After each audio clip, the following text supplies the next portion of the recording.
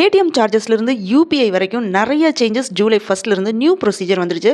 So என்னெல்லாம் changes இந்த month கொண்டு வந்திருக்காங்க, ட்ரெயின் ஃபேர் தட்கல் டிக்கெட்லேருந்து பேங்க் சார்ஜஸ், இபிஎஃப்ஓ வரை எல்லாமே டீட்டெயிலாக இந்த வீடியோவில் நம்ம தெரிஞ்சுக்கலாம். அதே மாதிரி இனி தட்கல் டிக்கெட் புக் பண்ணுறதுக்கு இது வந்து கம்பல்சரியாக இருக்கணும். அப்போ தான் வந்து நம்மளால் புக் பண்ண முடியும். வீடியோ எல்லாமே ரெடி பண்ணி வச்சுட்டு அப்லோட் பண்ண முடியல. சடனாக ஒரு டெத்துக்கு போனனால sorry for the delay. July ஃபர்ஸ்ட்லேருந்து எக்ஸ்பிரஸ் ட்ரெயின் டிக்கெட் ஃபேர் வந்து இன்க்ரீஸ் ஆயிடுச்சு. ஸோ எக்ஸ்பிரஸ் ட்ரெயினில் இருக்கிற நான் ஏசி டிக்கெட் ஃபேர் கிலோமீட்டருக்கு 1 பைசா இன்க்ரீஸ் ஆயிருக்கு. அதே மாதிரி எக்ஸ்பிரஸ் ட்ரெயினில் இருக்கிற ஏசி கோச் கிலோமீட்டருக்கு 2 பைசா வந்து இன்க்ரீஸ் ஆயிருக்கு. ஸோ எக்ஸ்பிரஸ் ட்ரெயினில் வந்து செகண்ட் கிளாஸ் டிக்கெட்டில் வந்து நம்ம வந்து 500 கிலோமீட்டர் ட்ராவல் பண்ணுறோம் பார்த்தீங்கன்னா, டிக்கெட் ஃபேரில் வந்து எந்த சேஞ்சஸுமே இல்லை. அதுவே வந்து 500 கிலோமீட்டருக்கு மேலே நம்ம ட்ராவல் பண்ண போகிறோம் அப்படின்னா ஒவ்வொரு கிலோமீட்டருக்கும் 50 பைசா வந்து இன்க்ரீஸ் ஆயிருக்கு. ஸோ இந்த மாதிரி இன்க்ரீஸ் பண்ணதை வந்து வாபஸ் வாங்கணும் அப்படின்ட்டு பேசஞ்சர்ஸ் எல்லாருமே சொல்லியிருக்காங்க. நம்ம ட்ராவல் பண்ணுற டிஸ்டன்ஸ் வந்து 509 கிலோமீட்டர் வந்து கிராஸ் ஆயிடுச்சுன்னா, அதாவது 501 to 1500 கிலோமீட்டர் டிஸ்டன்ஸ்க்கு 5 rupees வந்து சார்ஜ் பண்ணுவாங்க. அதே மாதிரி 1501 இருந்து 2500 கிலோமீட்டர் டிஸ்டன்ஸ்க்கு 10 rupees வந்து சார்ஜ் பண்றாங்க. 2501 இருந்து 3000 கிலோமீட்டர் டிஸ்டன்ஸ்க்கு 15 rupees வந்து சார்ஜ் பண்ணுவாங்க. அது எல்லா ஏசி கோச்சுக்கும் தான். From first class to third class வரை இது அப்ளிகபிள் தான். ஹை ஸ்பீட் ட்ரெயின்ஸ் அதாங்க தேஜஸ், சதாப்தி, ராஜ்தானி, வந்தே பாரத் எக்ஸெட்ரா இப்படி எல்லா ட்ரெயினுக்குமே இந்த ட்ரெயினோட டிக்கெட் ஃபேர் எவ்வளோ இருக்கும் அப்படின்ட்டு சீக்கிரமா அனௌன்ஸ் பண்ணுவோம் அப்படின்னு வந்து சொல்லியிருக்காங்க. Suburban trains and season ticket ஃபேர்ஸ்ல இருந்து எதுவுமே வந்து இன்க்ரீஸ் ஆகல. அது வரைக்கும் நமக்கு சமாதானம் தான் சொல்லணும். இனிமே தட்கல் டிக்கெட் ரிசர்வேஷனுக்கு வந்து ஆதார் கார்டு கம்பல்சரி அப்படின்னு சொல்லியிருக்காங்க. தட்கல் ஏஜென்ட்ஸ் வந்து நம்ம தட்கல் டிக்கெட்டை புக் பண்ற டைம்ல 30 மினிட்ஸ் ஏஜென்ட்ஸ்னால வந்து புக் பண்ண முடியாது. ஃபர்ஸ்ட் 30 மினிட்ஸ், அதுவும் குறிப்பா பாத்தீங்கன்னா ஏசி கோச்சுக்கு மார்னிங் 10 to 10:30 வரை, ஸ்லீப்பர் கோச்சுக்கு மார்னிங் 11 to 11:30 வரை ஏஜென்ட்ஸ்னால தட்கல் ரிசர்வேஷன் பண்ண முடியாது. இந்தியன் ரயில்வே கொண்டு வந்த கரண்ட் ப்ரொசீஜர்ஸ்னால 60 டேஸ்க்கு முன்னாடி நம்மளால ரிசர்வேஷன் வந்து பண்ண முடியும். ஆனால் லாங் வீக்கெண்ட் ஃபெஸ்டிவல் டைம்ல இந்த 60 டேஸ்க்கு முன்னாடி ரிசர்வேஷன் வந்து ஸ்டார்ட் ஆச்சுன்னா ஃபியூ செகண்ட்ஸ்லேயே டிக்கெட் எல்லாமே சோல்ட் அவுட் ஆகிற கண்டிஷன்ல தான் இருக்கு. ஸோ இந்த மாதிரி இருக்கிற சிச்சுவேஷன்லையும் அர்ஜென்டா டிராவல் பண்ற பேசஞ்சர்ஸும் இருப்பாங்க. அவங்க வந்து தட்கல் டிக்கெட் புக் பண்ணிட்டு போகலாம் அப்படின்னு வந்து ட்ரை பண்ணா சுத்தமா வந்து கிடைக்காது. அப்படியே நம்ம புக் பண்ணாலுமே அது வெயிட்டிங் லிஸ்ட்ல தான் வந்துடும். இந்த மாதிரி தட்கல் டிக்கெட் புக் பண்றது 2.5 crore அக்கௌண்ட் எல்லாமே ஃபேக் அப்படின்னு வந்து அது வந்து பிளாக் பண்ணிட்டாங்க. 2 மில்லியன் அக்கௌண்ட் வந்து ரீஇவாலுவேட் பண்ணிட்டு இருக்காங்க. அதுல 7,000 and above ஃபேக் வெப்சைட் மேல வந்து கம்ப்ளைண்ட் ஃபைல் பண்ணிருக்காங்க நேஷனல் சைபர் கிரைம் பிரான்ச்ல. ஸோ அதனால தான் ஆதார் வந்து கம்பல்சரி அப்படின்னு வந்து சொல்லியிருக்காங்க. இனிமே தட்கல் டிக்கெட் புக் பண்ணும்போது ஆதார் பேஸ்டு ஓடிபி வந்து ரிக்வயர்ட் அப்படின்னு அனௌன்ஸ் பண்ணிருக்காங்க. நம்ம ஐஆர்சிடிசி வெப்சைட் ஒரு ஆப் மூலமா தட்கல் டிக்கெட் புக் பண்றதுக்கு ஆதார் ஓடிபி பேஸ்டு ஓடிபி இருந்தா மட்டும் தான் ரிசர்வேஷன் வந்து பண்ண முடியும்.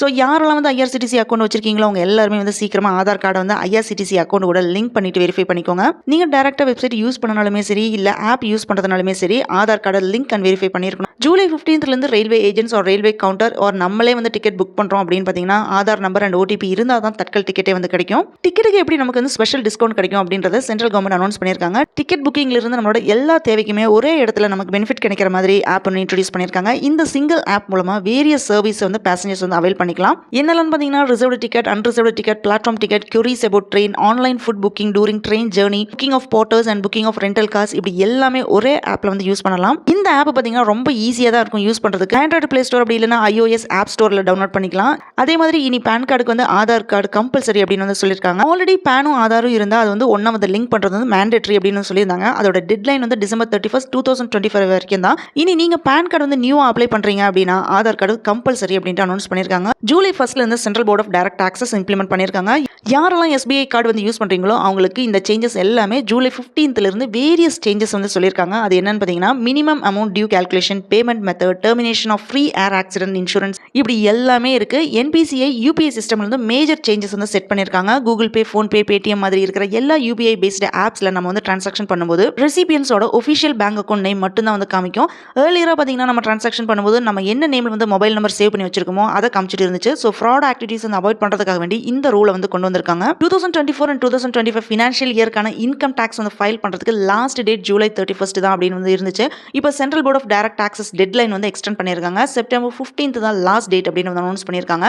All type of credit card bills வந்து பே பண்றதுக்கு நியூ சிஸ்டம் ஆர்பிஐ இன்ட்ரோடியூஸ் பண்ணிருக்காங்க. ஆர்பிஐ என்ன ஆர்டர் பண்ணிருக்காங்கன்னு பாத்தீங்கன்னா எல்லா கிரெடிட் கார்டு பில்ஸையும் பாரத் பில் பேமெண்ட் சிஸ்டம் மூலமா தான் இனிமே பே பண்ணணும் அப்படின்னு வந்து சொல்லியிருக்காங்க. ஆக்சிஸ் பேங்க்ல வந்து சேவிங்ஸ் அக்கௌண்ட் அண்ட் ட்ரஸ்ட் அக்கௌண்ட்டுக்கு வந்து சார்ஜ் பண்றதுல சேஞ்சஸ் கொண்டு வந்திருக்காங்க.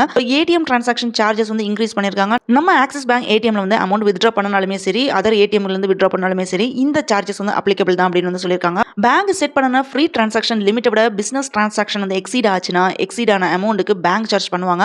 ஸோ ஏர்லியரா பார்த்தீங்கன்னா 21 rupees பர் டிரான்சாக்ஷனுக்கு வந்து இருந்துச்சு. அது வந்து இப்போ 23 rupees வந்து இன்க்ரீஸ் ஆயிருக்கு. இந்த சேஞ்சஸ் வந்து large number of account holders, அதே மாதிரி including saving accounts, NRI account, trust account, some priority category கஸ்டமர்ஸ்க்கு வந்து அஃபெக்ட் ஆகும். கஸ்டமர்ஸும் இந்த சேஞ்சஸ்க்கு வந்து ப்ரிப்பேர்டா இருக்கணும். அன்னெசரி அடிஷனல் சார்ஜஸ் வந்து அவாய்ட் பண்ணணும்னா ஃப்ரீ டிரான்சாக்ஷன் லிமிட்டை வந்து நம்ம தெரிஞ்சு வச்சுக்கணும்.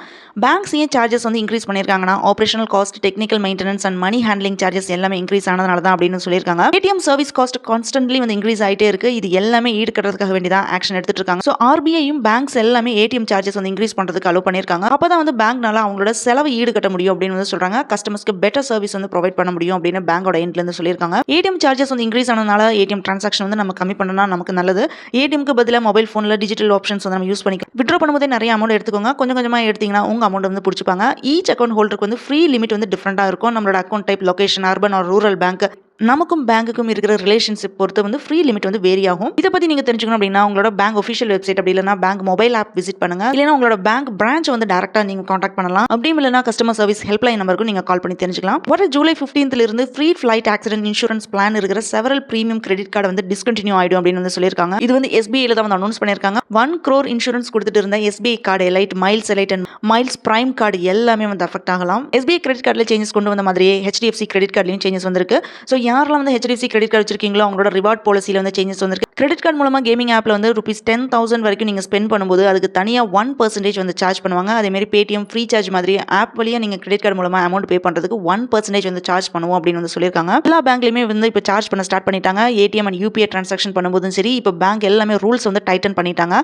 ஐசிஐசி அக்கௌண்ட் வச்சிருக்கிறவங்க அதர் பேங்க் ஏடிஎம் மூலமாக 1 மந்த்துக்கு 3 டைம்ஸ்க்கு மேலே அமௌண்ட் வித்ட்ரா பண்ணனா ஈச் அண்ட் எவ்ரி வித்ட்ரா பண்ணதுக்கு ₹23 வந்து சார்ஜ் பண்ணுவாங்க. அடிஷனல் டிரான்சாக்ஷனுக்கு ₹8.50 வந்து சார்ஜ் பண்ணுவோம் அப்படின்னு வந்து சொல்லியிருக்காங்க. ஸோ பார்த்து யூஸ் பண்ணுங்க. 3 டைம்ஸ் வித்ட்ரா பண்ணிட்டோமா அப்படின்றது செக் பண்ணிக்கோங்க. இல்லைனா இப்படி தான் வந்து நம்ம கிட்ட இருந்து அமௌண்ட் வந்து பிடிச்சிடுவாங்க. இபிஎஃப்ஓ 3.0 அப்படின்றது ஒன்று இன்ட்ரோ பண்ணியிருக்காங்க. ஜூன் மந்த்லேயே இது வந்து இன்ட்ரோ பண்ணுவோம் அப்படின்னு வந்து சொல்லியிருந்தாங்க. பட் இன்ட்ரோ பண்ணல.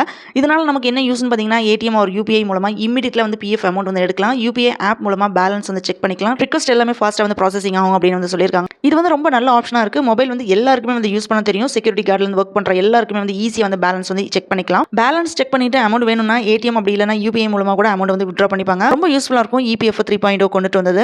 இவ்வளோ சேஞ்சஸ் வந்து ஜூலை 1st வந்து கொண்டு வந்திருக்காங்க. இது எல்லாமே நம்ம டே டு டே லைஃப்ல வந்து ரொம்ப அஃபெக்ட் ஆகுறது தான். ஸோ பார்த்து கேர்ஃபுல்லாக வந்து ஹேண்டில் பண்ணணும் நம்ம எல்லாம். இந்த வீடியோ பற்றின உங்களோட ஃபீட்பேக் வந்து கமெண்ட் பண்ணுங்க. இந்த வீடியோ பிடிச்சதுனா லைக் பண்ணுங்க, ஷேர் பண்ணுங்க, சப்ஸ்கிரைப் பண்ணுங்க. See you all in the next video.